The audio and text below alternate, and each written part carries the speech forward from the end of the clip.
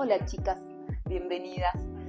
Bueno, a las dos le pregunto, pero está bueno que una de ustedes me responda, si querés Bárbara. ¿Cómo se conocieron y cuál fue el punto de encuentro a pesar de las diferencias culturales y religiosas que tienen? Bueno, yo soy Bárbara, soy de la colectividad judía y cuando la conocí a Melody no conocía a ningún musulmán en mi ciudad. Surgió a partir de un profesor que nos convocó a armar un grupo diverso para estudiar resolución de conflictos, y cuando me hizo esa invitación me di cuenta que no conocía a nadie, tuve que ahí mover algunos contactos hasta llegar a Melody, y cuando Melody llegó a ese retiro de entrenamiento que estábamos haciendo, yo pensé que no tenía nada que ver conmigo. Digo, ¿de qué podría hablar con una persona que se viste distinta, que se comporta distinta, que viene de una cultura distinta? Y poco a poco nos fuimos dando cuenta que teníamos muchísimo en común, que la denominación religiosa era un aspecto de nuestra identidad, pero que teníamos muchísimos otros en común por haber sido criadas en la Argentina, en Buenos Aires, en los 90, en cierto tipo de ambiente, viendo ciertos tipos de programas en la televisión, escuchando cierta música, que era básicamente lo mismo, y nos dimos cuenta que teníamos mucho en común y mucho sobre lo que construir y aprender de la otra. Melody, ¿vos crees que eso es una línea en común entre todos los jóvenes, porque son chicas jóvenes que tienen esas diferencias culturales y religiosas, o no? Sí, digamos, la mayoría de los jóvenes, por ejemplo en el caso nuestro o en el caso de Buenos Aires, es de que podemos llegar a compartir la misma universidad, un lugar de trabajo, el mismo barrio, pero faltan lugares en los que podamos encontrarnos y conocernos.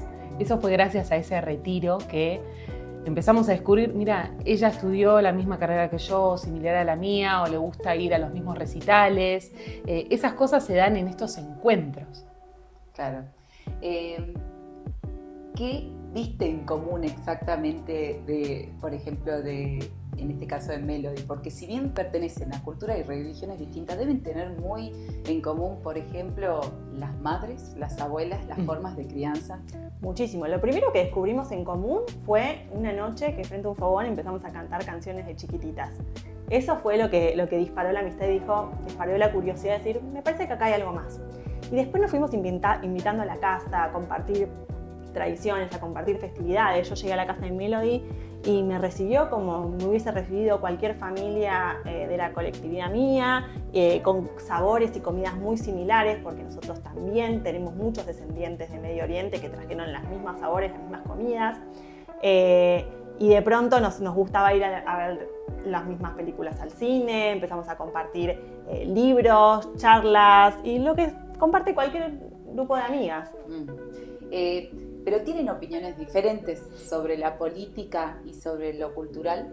Sí, tal cual, y de hecho eso no lo vemos como algo negativo en nuestra relación y sobre todo en nuestro equipo de trabajo, ¿no? Porque somos colegas en resolución de conflictos y en el diálogo. Es transformador, es enriquecedor tener diferencias, porque las diferencias, cuando uno tiene una conducta de respeto, de escuchar activamente al otro, puede construir mucho gracias a esas diferencias, porque son opiniones, visiones y sobre todo experiencias y vivencias diferentes que podemos comenzar a transitar un mismo camino con todas esas herramientas o esa mochila que llevamos. Es decir, que cuando cada una expresa quizás su opinión, porque también en un grupo de amigas se da esto, su opinión sobre el conflicto que ya vamos a hablar, por ejemplo, el conflicto internacional, se escucha y se respeta. No es que entran en debate o en polémica. No, tratamos de preguntarnos, indagar un poco más, vamos con una actitud de curiosidad, de entender, bueno, vos ¿por qué pensás esto? ¿Qué noticia viste o qué experiencia tuviste de primera persona? ¿Qué historias hay en tu familia? Tratar de entender por qué, qué hay detrás de eso, y tratar de, nosotros lo que decimos es escuchar para entender, que no necesariamente quiere decir ponerse de acuerdo. Comprender no necesariamente es ponerse de acuerdo. Yo puedo comprender por qué vos te sentís de esa manera, por qué vos pensás esto, por qué vos te pronunciás de esta manera. Entiendo de dónde viene y me doy cuenta de qué valores están en juego en eso, que quizás son los mismos, más allá de que yo pienso distinto y no hace falta que estemos de acuerdo en todo. Perfecto. Melody, ¿te acuerdas qué estabas haciendo exactamente cuando se desató la guerra en el Oriente? Bueno, en el último acontecimiento del 2023, yo me levanté muy temprano porque a veces por temas laborales tengo que hacer horario de Medio Oriente, y cuando vi los primeros videos, las noticias en idioma árabe, no entendía bien qué estaba pasando, pero se veía que estaba todo mal. Y hay algo que aprendimos con Barbie, que es de que la primera noticia, o no nos podemos quedar con una sola noticia, porque sabemos que hay un trasfondo detrás de todo eso. Esperé un par de horas y le escribí a Barbie para preguntarle cómo estaba su familia, cómo estaban sus amigos.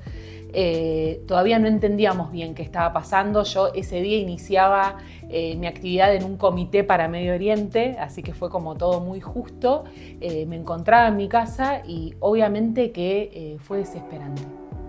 No solo lo que se veía en ese día, sino ya cuando uno intuye que las cosas no van a estar muy bien para lo que depara de los días y los meses siguientes. ¿Vos cómo lo viviste, Barbie? Y me desperté temprano, yo estaba embarazada de 40 semanas esperando a mi segunda hija, y se me vino el mundo abajo.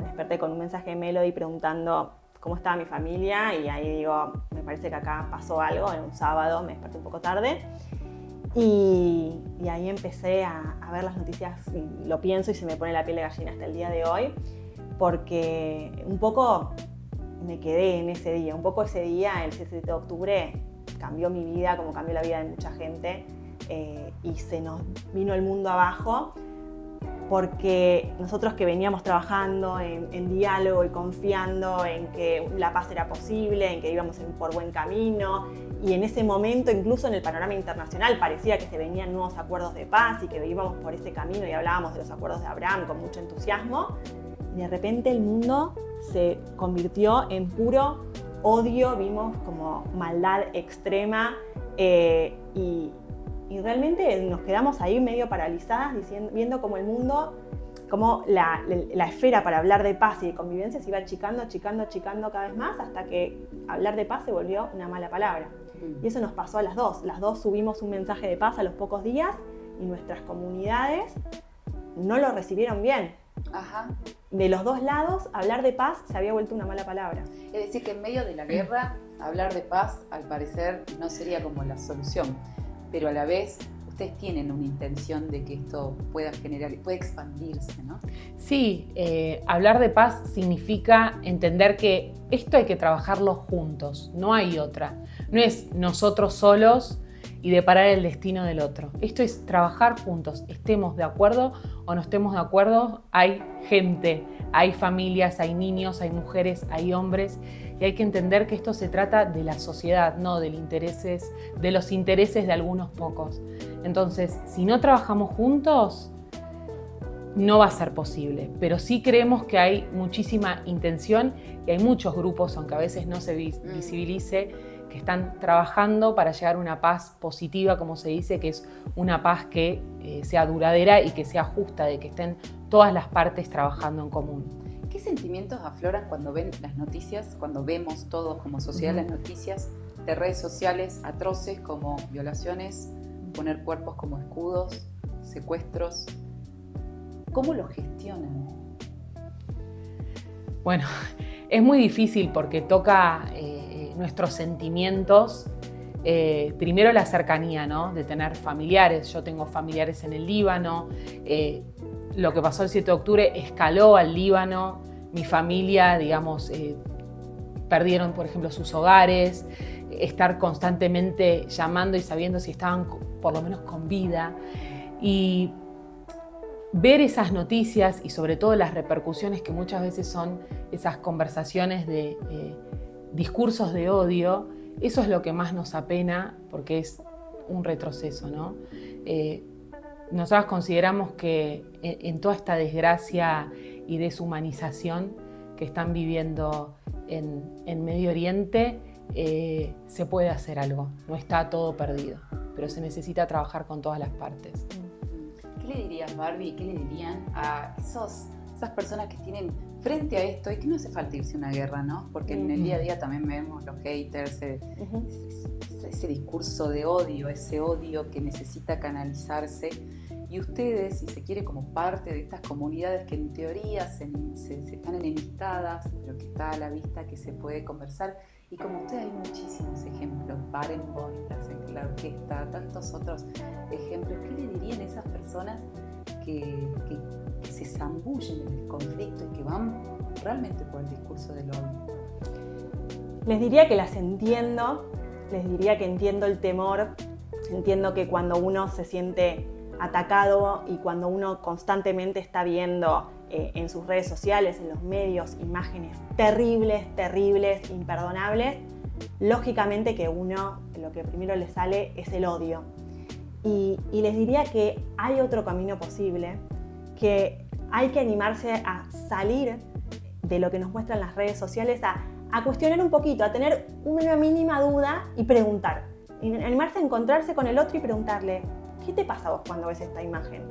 ¿Qué me puedes decir sobre esto? Y quizás uno se puede sorprender y quizás uno se da cuenta de que no todos son así, no somos unos totalmente buenos y otros totalmente malos, sino que detrás de, como decía Melody, detrás de los intereses políticos de los líderes hay gente que la está pasando mal de los dos lados, que el sufrimiento de uno no anula el sufrimiento del otro y que si nos damos cuenta que hay dos partes o muchas más que están sufriendo y que ese dolor se puede tratar de sanar en conjunto y que podemos, en lugar de armar dos bandos opuestos a lo largo de la frontera, armar dos bandos entre los que estamos sufriendo la guerra y los que están aprovechándose de ella. Entonces ahí quizás puede haber una posibilidad de que algo cambie. Vos, Melody. Comparto lo que dice Barbie porque, bueno, trabajamos juntas y creemos que esto se trata de conversar, de escucharnos y de trabajar juntas y creo que el podcast En tus zapatos tiene que ver justamente con esto, de escucharnos y entender la historia del otro. Si yo hablaría sola, no sé cuánto se podría cosechar. Si Barbie hablaría sola, tampoco cuánto se podría hacer, pero sin embargo, cuando hablamos de lo que nos pasa, lo que les pasa a nuestra familia y amigos, la audiencia se puede poner en el zapato de la otra persona, aunque no piense igual. ¿Las criticaron o las apoyaron? Tuvimos de todo. A veces es difícil el lugar en el que estamos, pero nosotras seguimos sosteniendo que para hablar la paz se hace con el que piensa distinto, que para hablar entre los que pensamos igual no hay mucho más para hacer. Y que hablar no significa compartir todo, estar de acuerdo en todo, para nada. Significa darse cuenta de que el conflicto solo se va a resolver si lo hacemos juntos y para eso tenemos que empezar a hablar, aunque nos duela, aunque nos cueste, nos incomode. Decime dos cosas, Melody, que aprendiste específicamente de Barbie. Uy, un montón. Primero, Barbie me sacó de mi lugar de la comodidad de pensar que todos los judíos tal cosa. Porque si bien yo ya venía trabajando en el diálogo interreligioso, como también Barbie, nosotras formamos una amistad. Entonces, al conocer a su familia, al conocer a su grupo, empecé a darme cuenta de un montón de cosas que uno las trae desde chicos, que son narrativas, que muchas son falsas. Entonces ella me sacó como ese lugar de la incomodidad, ¿no? Justamente de la comodidad de es más fácil pensar esto de la otra persona y listo, me quedo con lo que yo pienso. Y otra, yo soy muy soñadora y Barbie es como más pragmática y siento que en ese sentido hacemos muy buen equipo. Bien, ¿y vos, Barbie? Me enseñó Melody que hay valores compartidos entre el judaísmo y el islam y que más allá de que por ahí el idioma y las formas son distintas, hay mucho en común y que los extremismos nos quieren tratar de quitar eso, pero que hay socios, que hay con quien hablar del otro lado y hay con quién trabajar y eso me parece que es la clave. Nos enseñaron que del otro lado no quieren la paz y del otro lado no hay con quién hablar, no hay socio y hay socio. ¿Les modificó algún pensamiento con respecto a su religión?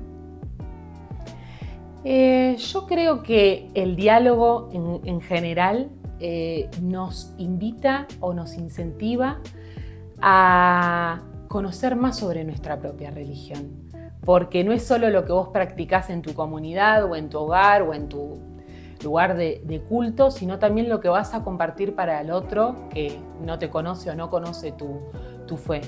Me parece que lo que hace justamente el diálogo y también nuestras actividades es acercarnos a conocer más para poder compartirlo con el otro. ¿Sabés hablar hebreo? ¿Saben hablar hebreo o árabe? Básico. Decile algo entonces al Melody, lo que se te venga a la cabeza. El saludo, lo podemos decir las dos. Dale. Salamu alaikum. Shalom aleichem. Tengo una última consulta y esto ya para como curiosidad mía. ¿Cómo se llama la burka o lo que usan en Oriente las mujeres? Bueno, en forma generalizada se dice hijab, Hijab. que es el velo, pero hay diferentes maneras de vestirlo y tiene que ver muchísimo por la cultura. Si bien es un concepto que está en el Sagrado Corán, que indica la vestimenta modesta para las mujeres como también para los varones, a los varones le pone un gran reto que es el bajar la mirada, respetar a todas las mujeres, ¿no? Como lo que hoy se dice de el piropo callejero, que en realidad es una forma de acoso, bueno, algo así por el estilo. Pero depende del país y la cultura, el velo, el hijab, tiene diferentes nombres. ¿Pero las mujeres usan el hijab por gusto o porque tienen que hacerlo? Hay dos cosas. Está la que lo usa súper convencida, está muy feliz, lo usa desde una expresión y una conexión con la divinidad, desde lo religioso a lo espiritual. Está la mujer que entiende que es obligatorio, no le gusta usarlo, pero lo usa porque quiere cumplir con esa norma religiosa. Y hay una parte que es, digamos, no hay porcentaje sobre eso, pero de mujeres que lamentablemente lo usan, digamos, de forma obligatoria, o sea, por su familia o por el grupo en el que pertenecen, y eso es totalmente contradictorio al Islam porque la enseñanza islámica es de que no hay compulsión en cuanto a la religión.